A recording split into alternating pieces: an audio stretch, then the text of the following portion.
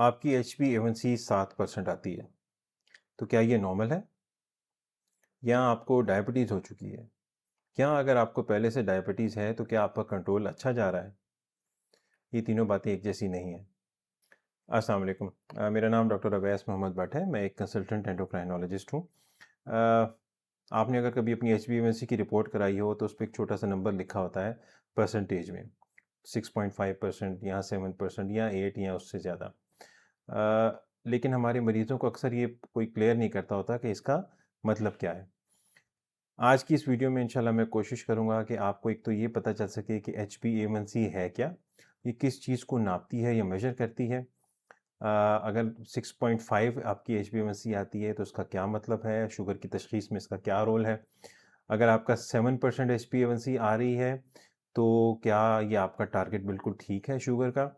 और अगर आपकी HbA1c 8% आती है, तो क्या इसका आपको मतलब है कि आपको परेशान हो जाना चाहिए, या इसका मतलब ये है कि आपने अपनी अद्वियात को एडजस्ट करवाना है और अपने डॉक्टर के साथ रिव्यू करना है अपनी ट्रीटमेंट को।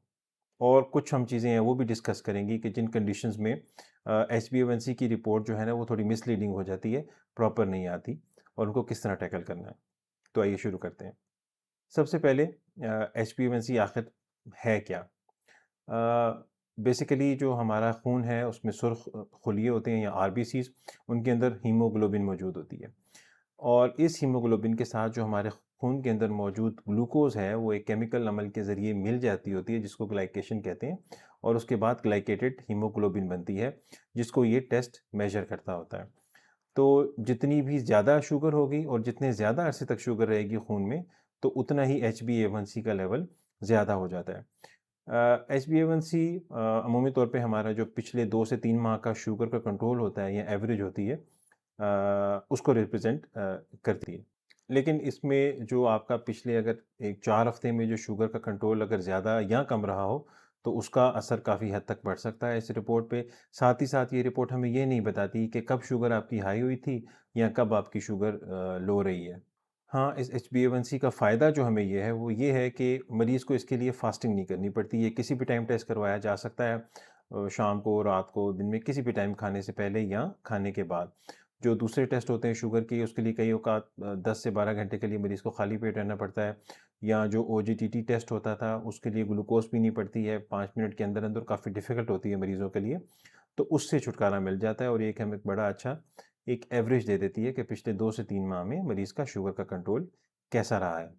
अब ज़रा नंबर्स पे बात करते हैं।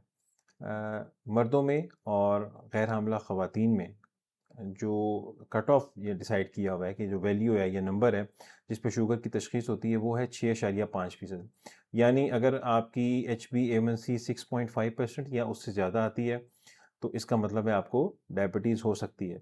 डायबिटीज़ हो सकती का जो लफ्ज़ है वो मैं इसलिए इस्तेमाल कर रहा हूँ कि अगर मरीज़ को अगर उसकी वैल्यू 6.5% से ज़्यादा आती है, लेकिन उसको शुगर के हाई होने की एक ऑब्वियस जो अलामात हैं वो नहीं है, जिसमें मिसाल के तौर पे वज़न शदीद जल्दी से कम होना शुरू हो गया हो, या रात को पेशाब के लिए बार-बार उठ के जाना पड़ता हो, या मुँह खुश्क रहता हो, या प्यास बहुत ज़्यादा लगती हो। अगर उसको इस तरह की अलामात नहीं है, या उसकी शुगर चेक करने पे 200 से ऊपर नहीं है, 200 से थोड़ा नीचे ही है, तो ऐसी सूरत में हम सिर्फ़ एक रीडिंग पे ये लेबल नहीं करते कि मरीज़ को डायबिटीज़ है, हमें इसको रिपीट करना होता है या चेक करना होता है। रिपीट करने में या तो दोबारा HbA1c का ही टेस्ट कराया जा सकता है, या फिर हम उसकी पेशेंट की फास्टिंग ब्लड ग्लूकोज़ चेक करवाते हैं, या फिर जो ओरल ग्लूकोज़ टॉलरेंस टेस्ट है, वो करते हैं, और फिर उसकी रिपोर्ट की बुनियाद पे अगर 2 रिपोर्टें ख़राब आए, तो फिर हम लेबल करते हैं कि मरीज़ को डायबिटीज़ है।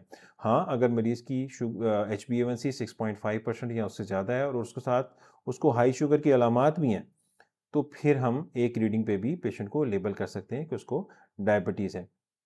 इसके साथ-साथ कुछ ग्रे वैल्यूज़ हैं, जैसे अगर 5.7 से लेकर 6.4% के दरमियान, 5.7 से लेकर 6.4% के दरमियान तक अगर HbA1c आती है, तो उसको प्री डायबिटिक रेंज कहते हैं, यानी पेशेंट को शुगर तो नहीं हुई, लेकिन वो नॉर्मल रेंज में भी नहीं है, और शुगर का रिस्क ऐसे मरीज़ों में बहुत ज़्यादा बढ़ जाता है। तो उनको भी हमें कुछ डाइट की और लाइफ़स्टाइल मॉडिफ़िकेशन एहतियात बतानी पड़ती है। हाँ, अगर HbA1c 5.7 से कम है, तो आप, और अलामात भी नहीं है मरीज़ को शुगर के बढ़ने की, तो आप कॉन्फिडेंटली ये कह सकते हैं कि मरीज़ को अभी फ़िलहाल शुगर नहीं हुई।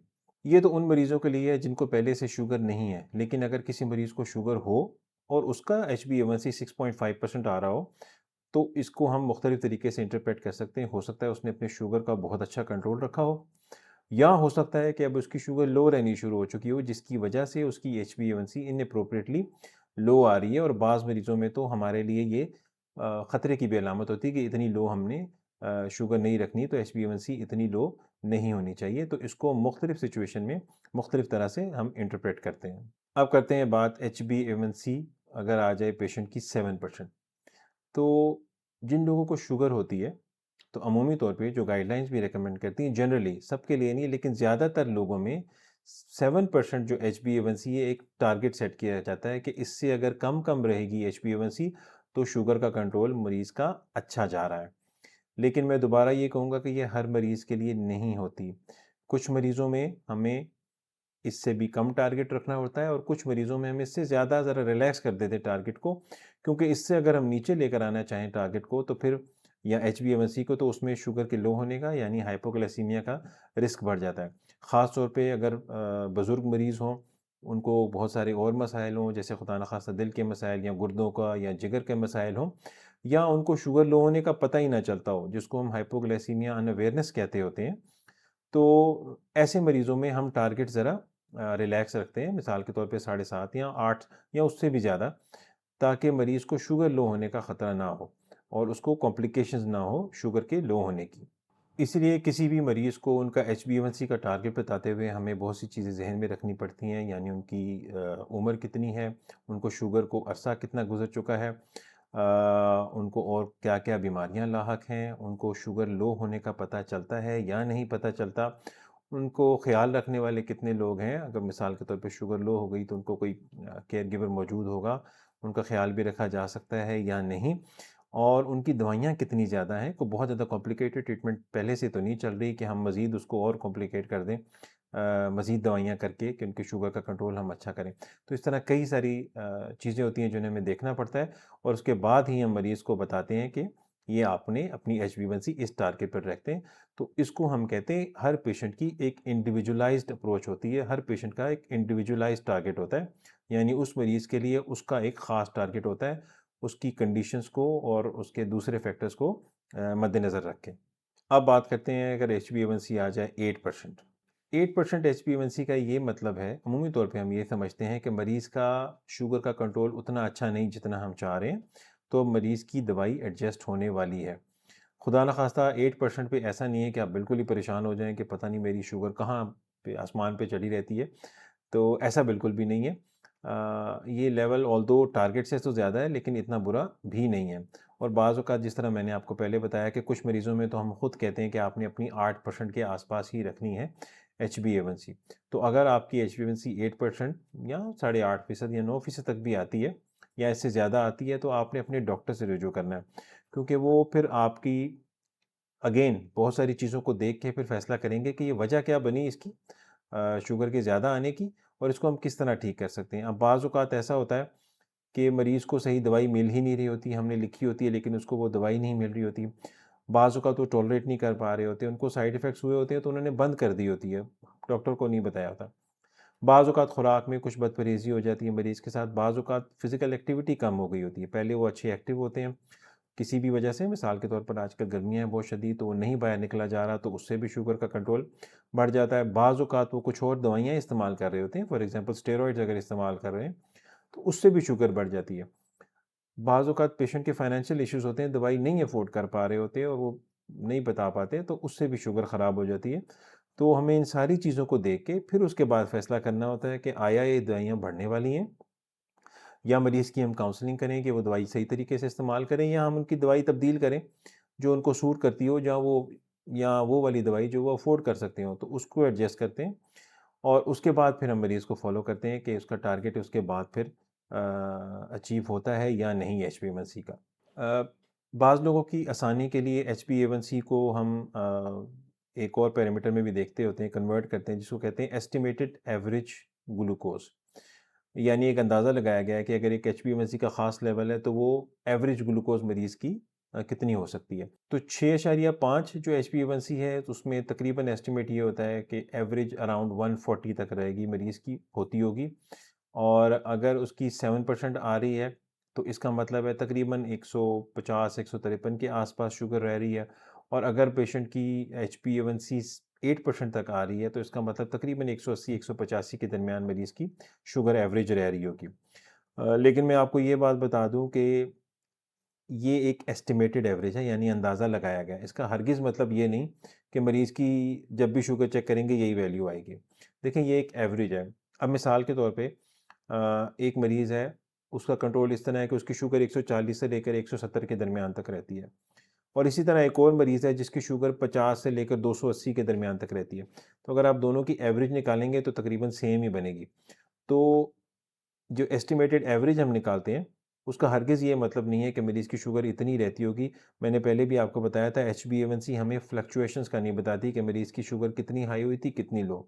तो इसके लिए हमें साथ ही साथ मरीज़ का शुगर का रिकॉर्ड भी चाहिए होता है, इसको प्रॉपर्ली इंटरप्रेट करने के लिए। कई मरीज़ हमें अक्सर ये भी कहते हैं कि डॉक्टर साहब, मैं जो हूँ ग्लूकोमीटर में चेक करता हूँ तो मेरी शुगर ठीक आ रही है, लेकिन मेरी HbA1c बहुत ज़्यादा है। या रिवर्स होता है कि मेरी HbA1c बड़ी ठीक है पर मेरी ग्लूकोमीटर में जब चेक कर रहा हूँ शुगर बड़ी ज़्यादा आ रही है या आगे पीछे हो रही है। तो इसमें कई वजूहत हो सकती हैं। HbA1c मैंने पहले बताया कि 2 से 3 माह की एवरेज है। हो सकता है अभी जो आप ग्लूकोमीटर पे शुगर चेक कर रहे हो, इन दिनों में आपका कंट्रोल या तो अच्छा हो गया हो या बुरा हो, तो उस वजह से शुगर कम या ज़्यादा आ रही हो, जबकि HbA1c आपके पिछले 2 से 3 माह की एक जो एवरेज ट्रेंड है, उसको शो कर रहा होता है। बाज़ औक़ात ये भी होता है कि अब आपको नहीं पता कि आपकी खाने से पहले वाली शुगर ज़्यादा है या खाने के बाद वाली। HbA1c तो सारे की एवरेज को कवर कर रही है। तो मरीज़ सिर्फ़ खाने से पहले वाली शुगर चेक कर रहे होते हैं, बाद की नहीं करते, तो उनके ख़्याल में उनकी शुगर अच्छी कंट्रोल होती है। या फिर बाज़ औक़ात ऐसा भी होता है कि मरीज़ शुगर चेक ही तब करते हैं जब उनको लगता है कि जी आज थोड़ी मेरी शुगर अच्छी होगी। या बाज़ औक़ात तब होता है कि वो कहेंगे जी मेरी तबीयत ख़राब है या मेरी शुगर ज़्यादा हो गई, बदपरहेज़ी हो गई, तब शुगर चेक करते हैं तो शुगर हाई आती है। तो इस तरह भी HbA1c और ग्लूकोमीटर की रीडिंग में मिसमैच हो सकता है। इसी तरह कुछ कंडीशंस होती हैं जो ख़ास तौर पे खून की, मैंने आपसे बात की थी कि ये HB जो हीमोग्लोबिन है वो शुगर के साथ मिलके ग्लाइकेटेड हीमोग्लोबिन बनाती है। तो अगर सुर्ख खुलियों में या HB जो हीमोग्लोबिन है उसके साथ कुछ मसाइल होंगे तो भी HbA1c की वैल्यू रिलायबल नहीं रहती है।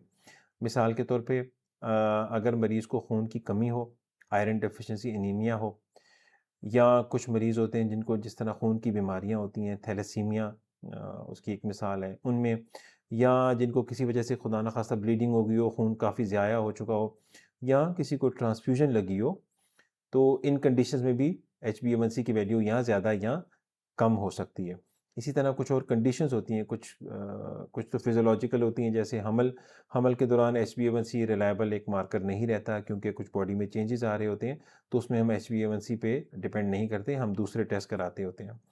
इसके अलावा अगर मरीज़ को गुर्दों की बीमारी चल रही हो या जिगर की कोई बीमारी चल रही हो या कोई एक्यूट इलनेस हो, तो उसमें भी बाज़ औक़ात HbA1c रिलायबल नहीं रहती और हमें जो फास्टिंग ब्लड ग्लूकोज़ या रैंडम ब्लड ग्लूकोज़ या OGTT उसका सहारा लेना पड़ता है। एक और बात का मैं यहाँ पे ज़िक्र करता चलूँ कि टाइप 1 डायबिटिक्स जो पेशेंट होते हैं, उसमें अगर उनको अलामतें आ रही हों ज़्यादा हाई शुगर की, या तबीयत उनकी ख़राब हो रही हो, पेशाब बहुत ज़्यादा आ रहा हो, प्यास लग रही हो, उल्टियाँ सी आ रही हो, पेट ख़राब हो, तो हम उनमें HbA1c पे रिलाय नहीं कर सकते क्योंकि HbA1c तो मैंने अर्ज़ किया 2 से 3 माह का एवरेज होती है। अब हो सकता है उनकी शुगर अभी 1 हफ़्ते के दौरान ख़राब हुई भी हो, और टाइप 1 डायबिटिक्स में हाई शुगर अक्सर औक़ात बड़ी एक जानलेवा कंडीशन DKA का बायस बन सकती है। तो HbA1c को तो बढ़ने में टाइम लगेगा, तो हम उस पे इंतज़ार नहीं करते, तो हम पेशेंट की जो करंट जो ब्लड ग्लूकोज़ लेवल्स होते हैं उनको देख के फिर ही उसकी ट्रीटमेंट का फ़ैसला करते हैं या उसकी मैनेजमेंट को एडजस्ट करते हैं। तो जब भी हमने HbA1c टेस्ट को इंटरप्रेट करना होता है तो हम 3 चीज़ों को ज़रूर देखते हैं। पहला ये है कि ये टेस्ट आया शुगर की तशख़ीस के लिए कराया गया है या शुगर के कंट्रोल को देखने के लिए कराया गया है। दूसरी बात ये कि अगर मरीज़ को शुगर है तो उसके जो डॉक्टर हैं उन्होंने उसके लिए उसका पर्सनलाइज़्ड टारगेट क्या सेट किया हुआ है। और तीसरी बात ये कि किस मरीज़ में कुछ ऐसी कंडीशंस तो नहीं हैं कि जिनकी मौजूदगी में HbA1c को हम रिलायबल नहीं समझ सकते। तो ये तीनों चीज़ें हमें अपने ज़हन में रख के उसके बाद ही हम फिर देख सकते हैं कि HbA1c की जो वैल्यू आई है उसकी क्या मीनिंग है। तो आखिर में हमारी वीडियो का खुलासा ये है कि 6.5% HbA1c शुगर की तशख़ीस कर सकती है।